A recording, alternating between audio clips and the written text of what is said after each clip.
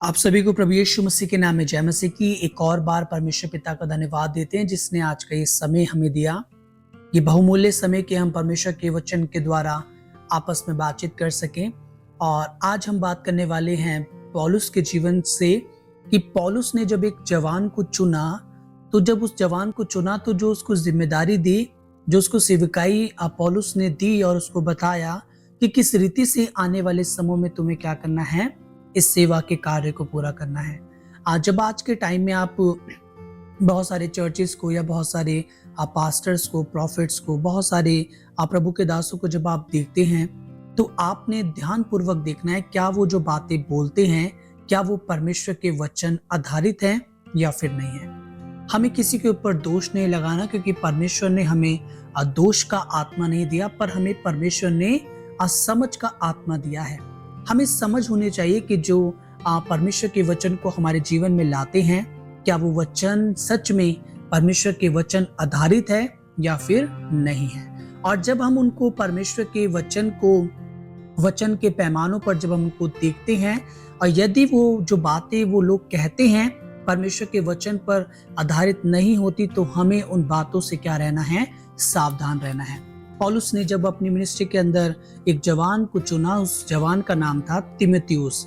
और जब तीमुथियुस को पौलुस इस बारे में बताते हैं, उसको खत लिखते हैं, उसको समझाना चाहते हैं कि आने वाले टाइम के अंदर मिनिस्ट्री जो होगी बहुत ज्यादा क्या हो जाएगी, डिफिकल्ट हो जाएगी। और ना केवल मुश्किल हालात होंगे, पर साथ ही साथ मुश्किल बाहर से भी होगी और मुश्किल क्या होगी, अंदर से भी होगी। क्योंकि जब प्रभु यीशु मसीह का प्रचार फैल रहा था तो कई झूठे शिक्षक, कई झूठे वचनों को कलीसियाओं के बीच में लेकर के आ रहे थे। कई प्रकार की अलग शिक्षाएं भी चर्च के अंदर आ रही थी और उन शिक्षाओं के बारे में पौलुस सावधान करना चाह रहे थे तीमुथियुस को कि आने वाले जो कलीसिया है, आने वाली जो सेवकाई है, उसके अंदर किसी प्रकार की गड़बड़ी नहीं होनी चाहिए, क्योंकि ये प्रभु यीशु मसीह की कलीसिया है और ये प्रभु यीशु मसीह के लहू पर क्या है, आधारित है। प्रभु यीशु मसीह ने इसके लिए अपना क्या करा है, बेशकीमत लहू बहाया है। जब पौलुस ने ये बातें तीमुथियुस को लिखी तो वहां पे लिखा है, आप मेरे साथ निकाल सकते हैं, दूसरा तीमुथियुस उसके 4 अध्याय के 3 वचन में लिखा है, क्योंकि ऐसा समय आएगा कि लोग खरा उपदेश ना सह सकेंगे। और पौलुस तीमुथियुस को बताना चाहते हैं कि आने वाला जो समय होगा वो ऐसा होगा कि जो परमेश्वर का खरा वचन है वो लोग नहीं सुन पाएंगे, वो सह नहीं पाएंगे। अब क्यों नहीं सह पाएंगे, क्यों नहीं सुन पाएंगे, अब पौलुस उसका भी उदाहरण देते हैं, उसका कारण बताते हैं। और वो कारण ये है, ना सह सकेंगे कि सह सकेंगे, पर कानों की खुजली के कारण अपनी अभिलाषाओं के अनुसार अपने लिए बहुतेरे उपदेशक बटोर लेंगे। और यहां पर लिखा है, अपने कानों की खुजली के अनुसार अपने लिए बहुतेरे उपदेशक क्या करेंगे, बटोर लेंगे। पौलुस यहां बताना चाहता है, कानों की खुजली से पौलुस का जो अर्थ है वो सिंपल है कि वो क्या करेंगे, वो सुनना चाहते हैं कि जो उनका मन सुनना चाहता है, वो नहीं सुनना चाहते जो परमेश्वर उनसे कहना चाहता है। आप समझ रहे हैं कि कलीसिया के बारे में पौलुस कहते हैं कि आने वाले जो टाइम होगा वो ऐसा होगा कि कलीसिया में लोग वो सुनना चाहेंगे जो वो सुनना चाहते हैं, जो उनसे परमेश्वर का वचन कहना चाहता है, वो उन बातों की तरफ ध्यान नहीं लगाएंगे। और इस बात को जब पौलुस यहाँ पर तीमुथियुस को सिखाता है तो वो कहता है कि आने वाले टाइम में ऐसा होने वाला है।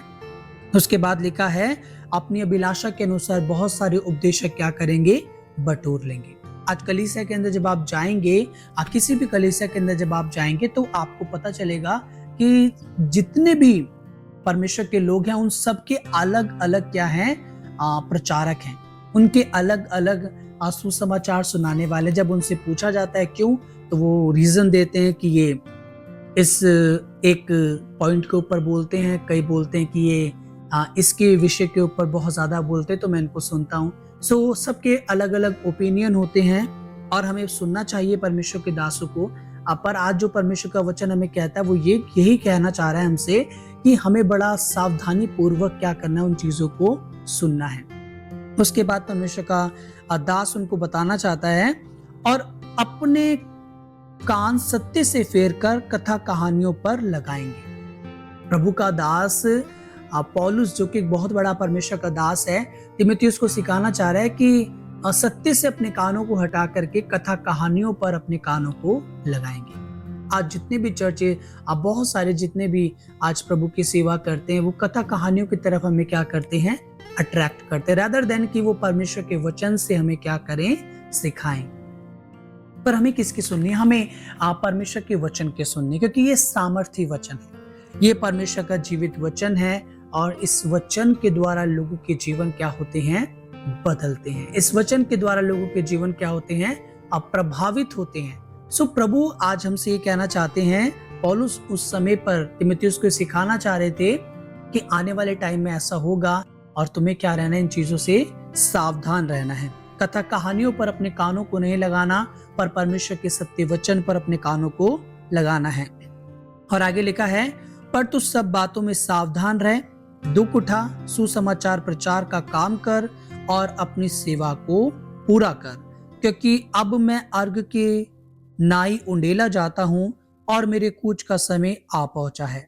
मैं अच्छी कुश्ती लड़ चुका हूं, मैंने अपनी दौड़ पूरी कर ली है, मैंने विश्वास की रखवाली की है। जिस तरह पौलुस तीमुथियुस को बताना चाह रहे हैं कि मैं अर्घ के समान उंडेला जाता हूं।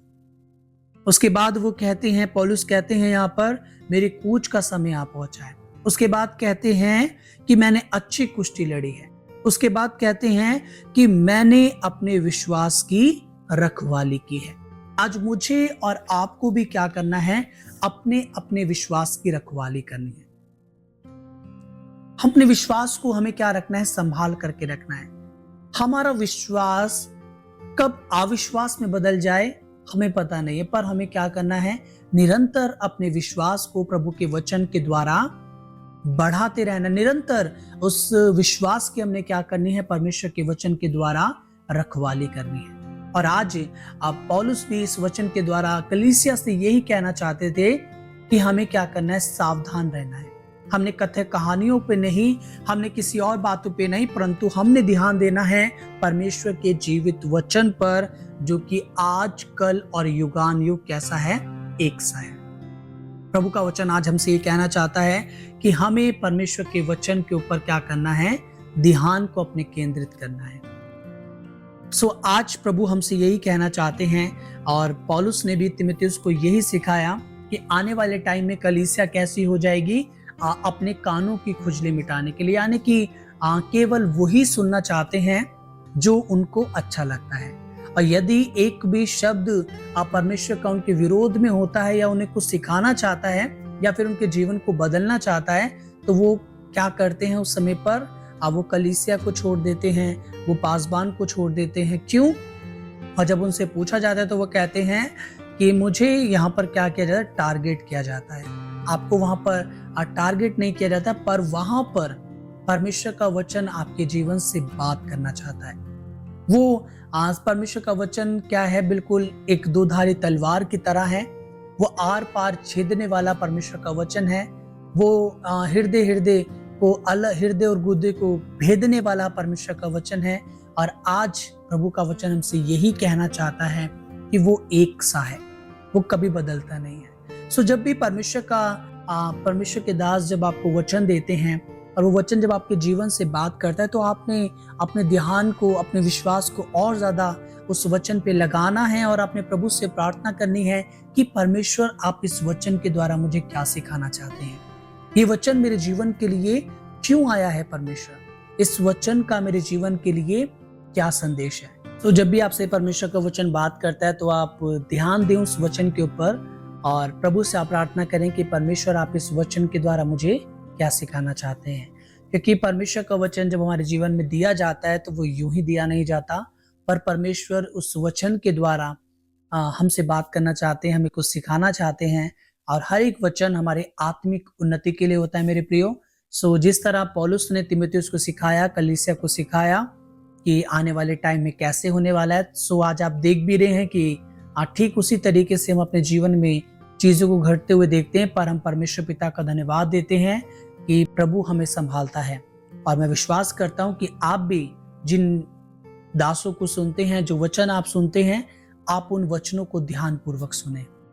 आप उन वचनों के ऊपर आप बड़ी गंभीरता से उन वचनों को लें, और ना केवल गंभीरता से लें, पर साथ ही साथ जैसा पौलुस ने तीमुथियुस को सिखाया कि मैंने अपने विश्वास की रखवाली की है, आप भी अपने विश्वास की रखवाली करें और परमेश्वर पिता में आप यूं ही बढ़ते चले जाएं। सो ये आज का एक वचन था। परमेश्वर पिता इस वचन के द्वारा हमें आशीषित करे और आप यूं ही परमेश्वर में बढ़ते जाएं और प्रभु का अनुग्रह आपके जीवन में हमेशा होता रहे।